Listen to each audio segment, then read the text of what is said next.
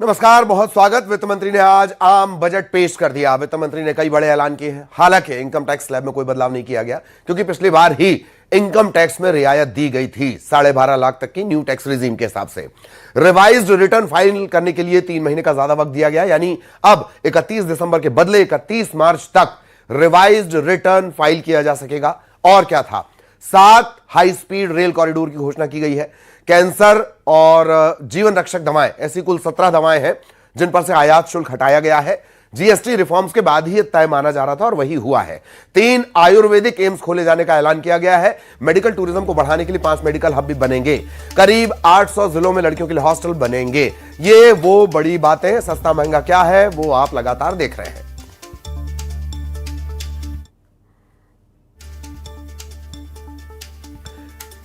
सस्ता और महंगा क्या हुआ वो आपकी स्क्रीन पर। बजट के बाद हालांकि शेयर बाजार में थोड़ी गिरावट आई।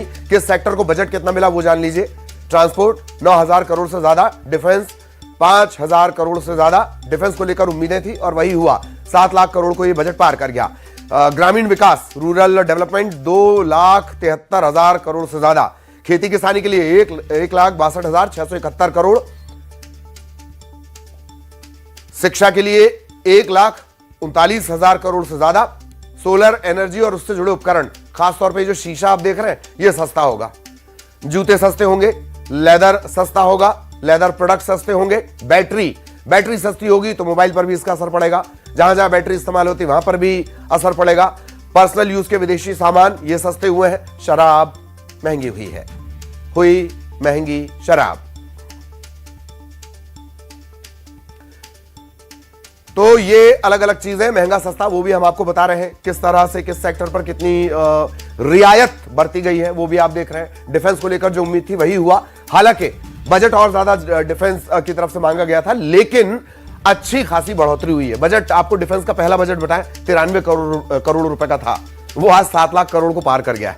6 बड़े क्षेत्रों पर फोकस कहां किया गया। पुराने उद्योग रोजगार भी जनरेट करेंगे। एमएसएमई ये भी रोजगार जनरेट करेंगे, इस लिहाज से इन पर फोकस किया गया। इंफ्रास्ट्रक्चर पर फोकस किया गया है। 6 बड़े क्षेत्र जहां फोकस, सुरक्षा और स्थिरता, शहरों का विकास, इस पर फोकस किया गया। ये वो सेक्टर आप देख रहे हैं जिस पर सरकार ने ज्यादा ध्यान दिया है। स्ट्रेटेजिक मैन्युफैक्चरिंग, पुराने उद्योग, एमएसएमई, सुरक्षा, इन चीजों पर ज्यादा फोकस रखा गया। बजट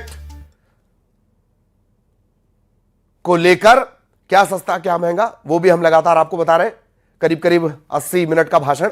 हालांकि सबसे ज्यादा बजट भाषण पढ़ने का रिकॉर्ड भी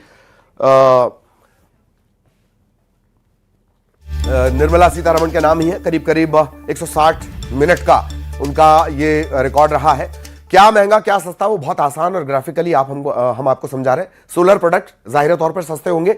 सरकार नए ऊर्जा के जो रिसोर्सेज हैं उन पर बहुत फोकस करना चाहती है।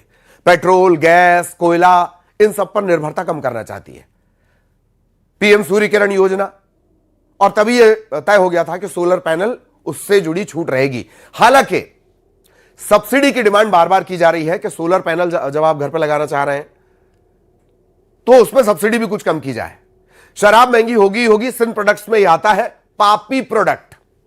सिन यानी पापी प्रोडक्ट में शराब आता है, वो महंगा होगा। विलासिता, ये जीएसटी रिफॉर्म्स के बाद ही तय हो गया था। हालांकि शराब स्टेट का भी मैटर है। आपने देखा होगा बोतल पे लिखा रहता है for sale in UP only. State government के भी इसमें टैक्स एड ऑन होते हैं। इसी वजह से गोवा से जब लोग वापस आते हैं तो पुलिस चेकिंग लगती है। खैर, शराब महंगी होगी, सिन प्रोडक्ट में आता है। 4 मीटर से ऊपर की जो गाड़ी होगी वो महंगी होगी, वो भी विलासिता के प्रोडक्ट में आता है। सस्ते में सोलर एनर्जी हम आपको बता रहे हैं, लेदर आपको बता रहे हैं। ट्रेन को क्या मिला वो जान लीजिए। ये अलग अलग कॉरिडोर हैं जो बनाए जाएंगे। Mumbai Pune 7 high speed rail corridor बनाए जाने हैं। पुणे हैदराबाद उसमें शामिल है, हैदराबाद बेंगलुरु उसमें शामिल है। इसके अलावा हैदराबाद चेन्नई उसमें शामिल है। ये 7 हाई स्पीड रेल कॉरिडोर है। चेन्नई बेंगलुरु और Delhi Varanasi high speed rail corridor. सफर तेज हो जाएगा और जाहिर तौर पर उम्मीद रहेगी कि सस्ता भी हो। उम्मीद रहेगी कि सस्ता भी हो। रेलवे को लेकर जो बड़े ऐलान है उसमें से एक ये हाई स्पीड रेल कॉरिडोर है। ये अगर रेल कॉरिडोर सारे सेक्टर पर असर डालते हैं, माल ढुलाई इनके जरिए होती है, लोगों का आना जाना इनके जरिए होता है, ट्रांसपोर्टेशन अभी भी रेल में सबसे ज्यादा है।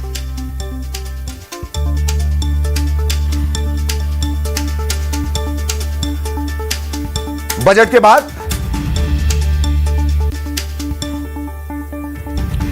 के बाद शेयर बाजार में थोड़ी गिरावट है, सेंसेक्स निफ्टी दोनों में, क्योंकि एसटीटी फ्यूचर एंड ऑप्शंस की जो ट्रेडिंग करते हैं वो ज्यादा बेटर ऐसे समझ सकते हैं, वहां पर ड्यूटी थोड़ी बढ़ा दी गई है, 0.1 से 0.15 कर दिया गया, परसेंटेज में है ये। और इसके बाद शेयर बाजार में थोड़ा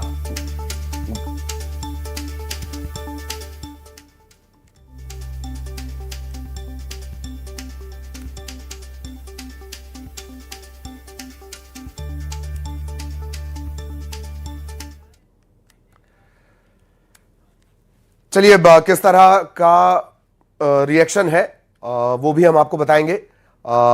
सीए के जरिए चार्टर्ड अकाउंटेंट भी हमारे साथ जुड़े, उनके जरिए हम बारीक बातों को समझेंगे, लेकिन फील्ड पर क्या रिएक्शन है वो भी जानेंगे। मंदसौर से प्रीत हमारे साथ जुड़े हुए हैं, भोपाल से शिवकांत हमारे साथ जुड़े हुए हैं, उनके पास भी आपको लिए चलेंगे, उनके जरिए भी समझने की कोशिश करेंगे।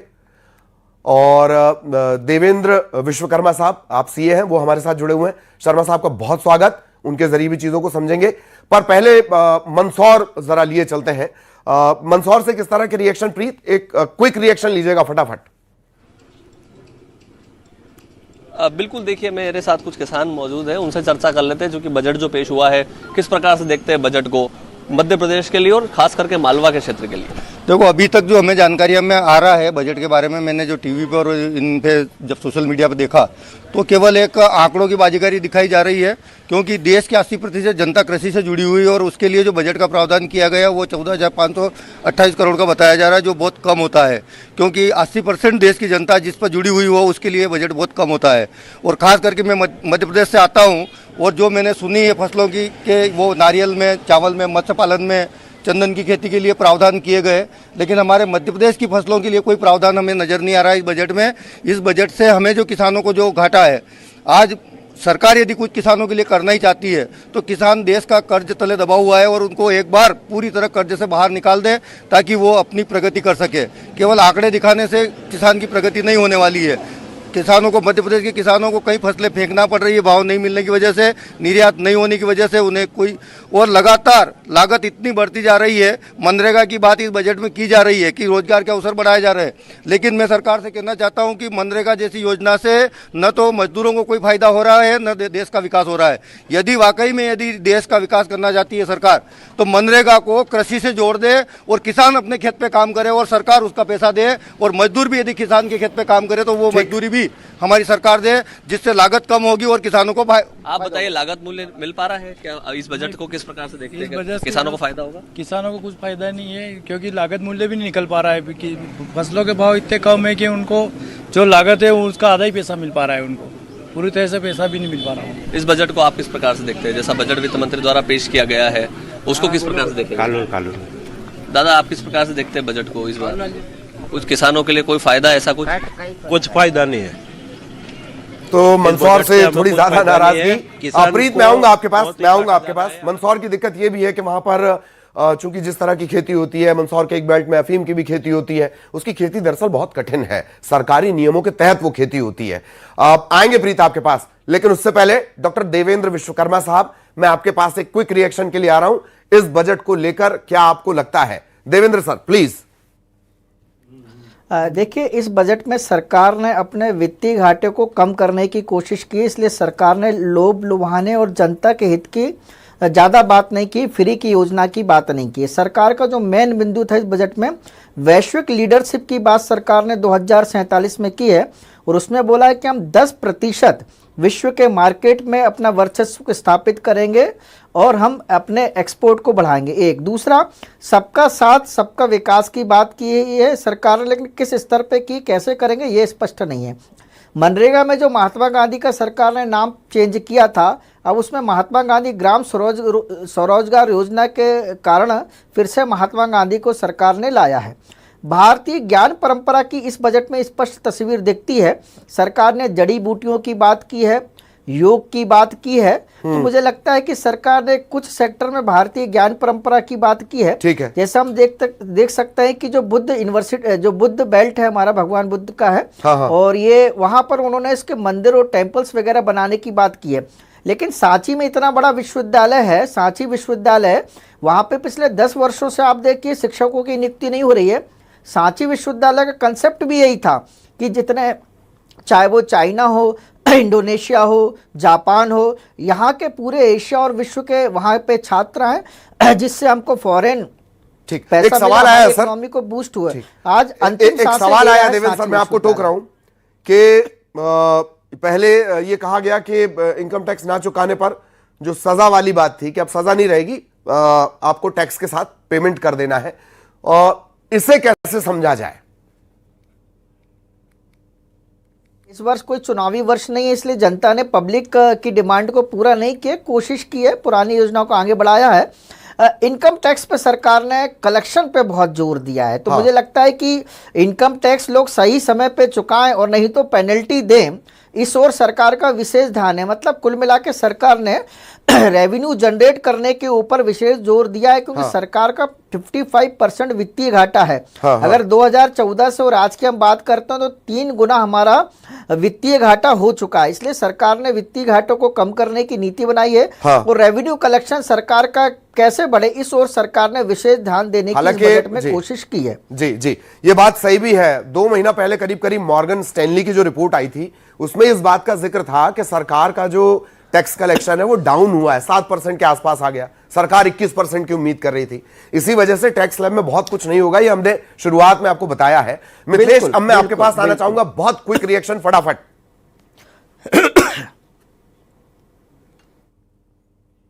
ललित, आवाज आ रही है? हाँ बिल्कुल, शुरू करें मिथिलेश। हाँ जी, बिल्कुल रिएक्शन लेते लोगों से, चेहरे पे मुस्कान नजर आ रही है। कैसा रहा बजट? बजट तो बहुत अच्छा था। जैसे कि समझ पा रहे हैं कि घर के सारे हाउस होल्ड जो इलेक्ट्रॉनिक्स आइटम्स होते हैं वो सस्ते हुए हैं, और सबसे अच्छी बात तो ये है कि फॉरेन ट्रिप भी सस्ती होगी इस बार जाने के लिए। तो और मैं चाहती हूँ कि थोड़ा सा लड़कियों के हिसाब से कॉस्मेटिक से भी थोड़ा सा बजट को देखा जाए, क्योंकि बहुत सारा महंगे प्रोडक्ट्स होते हैं ये सारी चीज़ें। बट इस बजट को लेकर तो मैं बहुत खुश हूँ कि बहुत सारी चीज़ें जो हैं, जो मतलब लोग ले नहीं पाते थे, जैसे इलेक्ट्रॉनिक्स आइटम्स होते हैं, मोबाइल फोन्स वगैरह सारी चीज़ें, तो ये सस्ते हुए, तो इसलिए मैं खुश हूँ। तो फॉरेन ट्रिप प्लान था पहले से? बिल्कुल, अब ज़्यादा ज़रूरी है जाना, क्योंकि अब ये बजट में आ चुका है, इसलिए। बजट में यस। क्या कहेंगे सर? सर, नए बजट को लेके मध्य प्रदेश सरकार को जो सौगात मिली है 1,40,00,000 करोड़ रुपए का अनुदान जो केंद्र ने बोला है कि मध्य प्रदेश को दिया जाएगा टूरिज्म को बढ़ावा देने के लिए, वो सही में एक दिल को गदगद करने वाली चीज़ है। और देवी अहिल्याबाई की नगरी से हम लोग एक्सपेक्ट भी करते हैं कि हमारे आसपास इतने सारे टूरिस्ट प्लेसेस हैं, पर वहाँ पे फॉरेनर्स हमको देखने को बहुत कम मिलते हैं। तो अब ऐसा लगता है कि हाँ, इससे बढ़ावा मिल रहा है और ये वाकई में वर्क करेगा और मध्य प्रदेश की अर्निंग को और बढ़ाएगा सर।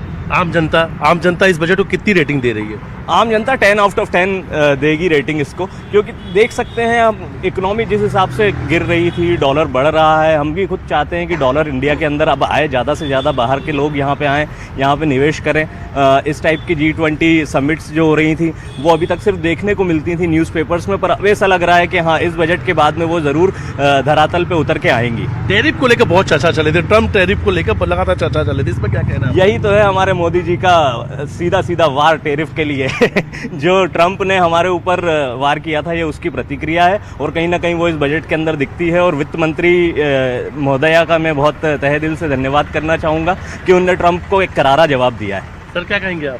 जी, मैं इस पे यही कहना चाहूँगा कि अच्छा है, टैक्स स्लैब वैसा का वैसे ही है, लेकिन भोग विलासिता की जो चीज़ें हैं वो उन्होंने महंगी की है। ये बहुत अच्छी बात है कि थोड़ा सा सुधार आए उसमें, महंगी होने के साथ साथ लोग उसका यूज़ करना कम करें, ये मैं यही चाहता हूँ। बाकी उन्होंने मोबाइल फ़ोन्स पे, बाकी सारी चीज़ों में, फ़ॉरेन ट्रिप पे, जैसे कि मैडम ने बताया, बहुत अच्छा वर्क किया है और काफ़ी इससे राहत मिली है। लेकिन आम जनों को तो ज़्यादा राहत नहीं मिली है, जो निम्न वर्ग के लोग हैं, लेकिन फिर भी ठीक है। आम जनता के लिहाज से ठीक है। अच्छा, 2047 की बात कही जा रही थी, 2047 को लेकर चर्चा चल रहा था कि इस बार की जो बजट होगी 2047 को ध्यान में रखकर। अब हिंदुस्तान बराबर होगा अमेरिका के, और 2047 तक तो मैं ऐसा सोचता हूँ ठीक कि है। शायद अमेरिका उस गिनती में आ जाएगा जो विकासशील देश होते हैं, और हमारा देश एक विकसित देश की तरह उभर के बाहर आएगा। श्रेय किसे देंगे? श्रेय मोदी जी को, हर ठीक हर है, मोदी, ठीक। घर घर मोदी। ये आम जनता है इंदौर की, जिनसे हमने रिएक्शन लिया बजट के बाद। जी बिल्कुल बिल्कुल। और मैं आऊंगा आपके पास मिथिलेश। भोपाल इस वक्त लिए चलेंगे, शिवकांत लगातार बने हुए हैं। शिवकांत, क्विक रिएक्शन, क्या कह रहा है भोपाली इस बजट को लेकर? ललित, हम भोपाल के युवाओं के साथ हैं, जो जिस पर सबसे ज़्यादा फोकस किया गया था बजट में।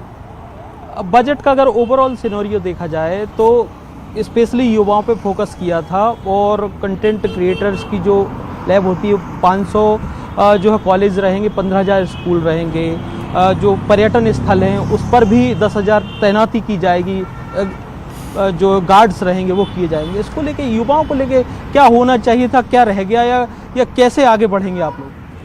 देखिए, जब कोई बजट पास होता है तो जैसे आप बताएं 500 कॉलेजों में और 15,000 स्कूलों में एक कंटेंट क्रिएटर हो जाएगा। लेकिन ये जब बजट पास होता है तो छात्र एक तो उम्मीद करता है, दूसरा संदेह करता है। उम्मीद इसलिए कि अब जो नए नए स्कीम चालू होने वाले हैं, जैसे स्किल पे हो गया, अब आपने बताया कि कंटेंट क्रिएटर पे बात हो गई है तो उनसे जी। अच्छा, ये बताइए कि आप लोग के लिए खासतौर से महंगी जो पढ़ाई को लेके बहुत ज़्यादा कहते थे, उस पर भी ध्यान रखा गया है। महंगाई आपको लगती है कि पढ़ाई में बहुत बड़ी बाधा बनती है, और बजट में इस चीज़ का ध्यान और ज़्यादा होना था, या जितना रखा गया काफ़ी है? महंगाई पढ़ाई पे एक बहुत बड़ी बाधा तो बनती है, लेकिन जिस प्रकार से कहा जा रहा है कि बजट में उसका ध्यान दिया गया है, तो मुझे इस टाइप से कुछ लगा नहीं। जैसे पहले भी गवर्नमेंट के पास जो हॉस्टल्स थे, उनको और हॉस्टल बनाने की तो बात की गई है, लेकिन जो पुराने हॉस्टल हैं उन पे रेंट रिलीफ का कोई उसमें खास बात किया नहीं गया। किसी भी प्रकार के जो गवर्नमेंट एग्ज़ाम होते हैं जिन पे फॉर्म भरे जाते हैं, तो उन फॉर्म्स का रेट कम करने पे भी कोई ध्यान या खास उस पर चर्चा की नहीं गई। हर जिले में गर्ल्स हॉस्टल खोलने की बात की जा रही है। हाँ, हर जिले में गर्ल्स हॉस्टल खोलने की बात की तो जा रही है, लेकिन हर साल कुछ न कुछ ऐसे हो जाते हैं। अब ये तो आने वाला वक्त ही बताएगा कि कितने गर्ल्स हॉस्टल खुल रहे, कितने नहीं खुल रहे। ललित, सबसे बड़ी बात है कि युवा है जो सामने आ जाता है उसको देखना वो पसंद करता है, उस पर यकीन मानता है। बाकी हर चीज को युवा संदेह की नजर से देखता है, जैसा कुछ इन लोगों की बातों से समझ में आ रहा है। ये बात है। मार्के की बहुत बड़ी बात यही कही गई है कि भैया जो हॉस्टल है पहले जरा उनकी भी सुध ले ली जाए। सभी के पास मैं जा रहा हूं, फिर मुझे देवेंद्र सर के पास भी जाना है। श्रीनिवास, क्विक रिएक्शन लीजिए जरा। देखिए, आज केंद्र सरकार ने आम बजट पेश किया है, निर्मला सीतारमण ने आम बजट पेश किया। आम लोगों को क्या बजट से उम्मीद थी, और बजट से आम लोगों को क्या राहत मिली? हमारे साथ चैम्बर ऑफ कॉमर्स के कुछ लोग हैं, उनसे हम चर्चा करना चाहेंगे। किस प्रकार के बजट रहा, बताएं क्या बजट रही इस प्रकार की, और क्या राहत मिली, बताइए। देखिए, जहां तक इस बजट का सवाल है, सरकार का पूरा फोकस जो है कर सुधारों पे रहा है, और यह एक स्वागत योग्य कदम है, क्योंकि व्यापारी चाहता था कि अनुपालनों में कमी हो। आज इनकम टैक्स के नियमों में कई नियमों को सरलीकरण किया गया। लोगों को लो डिडक्शन सर्टिफिकेट के लिए अप्लाई करना था, वो ऑटोमेटिक रूट से हो जाएगा। प्रोसिक्यूशन के कई नियमों को सरलीकरण करके उनको फाइन बेस्ड बनाया गया। इसी तरह से चाहे वो जीएसटी का क्षेत्र हो, चाहे वो एमएसएमई के लिए नियम का हो, सबके लिए सरलीकरण के लिए सरकार ने कुछ ना कुछ प्रावधान किए हैं, और मैं समझता हूं कि यह बजट एक संतुलित बजट है और आम व्यापारी को आने वाले समय में फायदा पहुंचाएगा। आम बजट फायदा पहुंचाने वाला बजट बता रहे हैं लोग। आप बताइए किस प्रकार ये बजट थी, क्या आशाएं थी इस बजट से, और क्या रहा बजट में? ट्रांसपोर्टर को इस सरकार के बजट से बहुत सारी आशाएं थी, और इस बार ज्यादा आशा बंधी हुई थी कि शायद सरकार इस बार बजट के दौरान डीजल को जीएसटी के दायरे में लाएगी। लेकिन कई वर्ष निकल गए, एक राष्ट्र एक कर का वादा मोदी जी ने, ये भारतीय जनता पार्टी की सरकार ने पूरा नहीं किया। ट्रांसपोर्टर पूरे देश में निराश है, और ट्रांसपोर्टर दूसरी बात एक और जो बड़ी है उससे भी निराश है कि जो टोल टैक्स लगातार उनसे वसूली की जा रही, जिन टोल की लागत भी, जिन सड़कों की लागत की वसूली भी की जा चुकी है ट्रांसपोर्टर टोल के जरिए, उन्हें भी वापस नहीं लिया जा रहा है। इससे कहीं ना कहीं महंगाई का पूरा जो वजन है वो आम जनता के जेब पर पड़ रहा है। इसको सरकार को समझना पड़ेगा। मैं सोचता हूँ इस बार भी मान लिया जाए चूक है, लेकिन अगले आने वाले बजट में डीजल को जीएसटी के दायरे में और वो टोल खत्म किए जाने चाहिए जहां पर लागत वसूली जा चुकी है। कहीं ना कहीं ट्रांसपोर्टर को इस बजट से निराशा हुई और बात करना चाहेंगे। आप बताइए क्या बजट से रही आशा और क्या रही बजट? देखिए, जबलपुर चेंबर ऑफ कॉमर्स का ये मानना है कि वित्त मंत्री ने संतुलित बजट बनाया है। कोशिश की है इस अहम समय जब अंतर्राष्ट्रीय स्तर पर भारत को बहुत चुनौतियों का सामना करना पड़ रहा, तब उन्होंने जो बजट बनाने की कोशिश की है वो अच्छा है। किंतु केवल एक ही चीज देखने में आती है जिसको लेके हम लोगों का वो है कि सरकार जो बजट में एक्सपोर्ट के ऊपर जो फोकस होना चाहिए था, छोटे छोटे हमारे व्यापारी उद्योगपति जो होते हैं, ये सामान आज अमेरिका में, यूरोप में और विदेशों में नहीं बेच पाते हैं। उनके लिए कोई सरकार ने ऐसे समय जबकि एक्सपोर्ट के ऊपर ध्यान देना चाहिए, वो ऐसी कोई ब्याज छूट या अन्य तरह की छूटें नहीं लाई जिससे कि हम प्रतिस्पर्धा कर सके अंतर्राष्ट्रीय स्तर पर। वो एक कमी है, नहीं तो बजट को हम कहेंगे संतुलित बजट है। कुल मिला के बजट संतुलित बजट इन्होंने बताया, लेकिन कहीं ना कहीं कमियां रह गई जो कि आगे पूरी करने की बात कर रहे हैं। हमारे साथ और भी हैं कॉमर्स के लोग। बताएं किस प्रकार का ये बजट को आप देख रहे हैं? इस बजट को अगर मैं एक लाइन में कहूंगा तो कृषि को देखकर, रोजगार को देखकर, व्यवसाय को देखकर, स्वस्थ मेडिकल सेक्टर में देखकर, इस तरह के सभी चीजों पर ध्यान में रखते हुए यह बजट आया गया है। ठीक, इस पर मैं ये कहूंगा कि जैसे सूक्ष्म लघु उद्योग एमएसएमई के तहत जो घोषणा की गई है, बिल्कुल यूथ को रोजगार लगाने के लिए जो बिना किसी सिक्योरिटी के लोन देंगे, कम रेट ऑफ इंटरेस्ट पे लोन मिलेगा, ये एक अच्छी पहल है सरकार की। ठीक, शुगर को लेके चूंकि देवेंद्र सर बहुत देर से जुड़े हुए हैं, देवेंद्र सर मैं आपके पास आना चाह रहा हूं, कहां आपको कमी लगती है? एक रुपए की मजबूती सबसे बड़ा सवाल बना हुआ है। कह देने से नहीं चलेगा कि हम तो डॉलर में थोड़ी धंधा कर रहे हैं, लेकिन रुपए की मजबूती बहुत बड़ी चुनौती है। देवेंद्र सर प्लीज शॉर्ट में। सर देखिए, अभी हमारे एक मित्र ने बहुत अच्छी बात की कि हम हॉस्टल पे जोर दे रहे हैं और उसने फीस की बात की। देखिए, अभी मैं एक अध्ययन आपको बताता हूं, पिछले 2 वर्ष में जो हमारे बेरोजगार विद्यार्थी रोजगार के लिए फॉर्म भरते हैं उसकी फीस 500 से लेकर 3500 थी। एक विश्वविद्यालय ने 3500 रुपये फीस लिखी थी। फिर दैट ग्रोथ मोमेंटम और sustained economic growth which we want to ensure, primarily we are looking at building the ecosystem with structural reforms which will go on. Reforms have been carried out. We are continuing to do the reform activities, so it will continue with an aim to make sure that we create enough environment for improving productivity and making sure employment is generated. Also, technology, 21st century, this century is completely driven by technology. So we will ensure that technology is brought in to benefit the common man, to make sure common man benefits in the sense of ease of doing living, or for his business to prosper, or for farmers for greater productivity, or better logistics, whatever.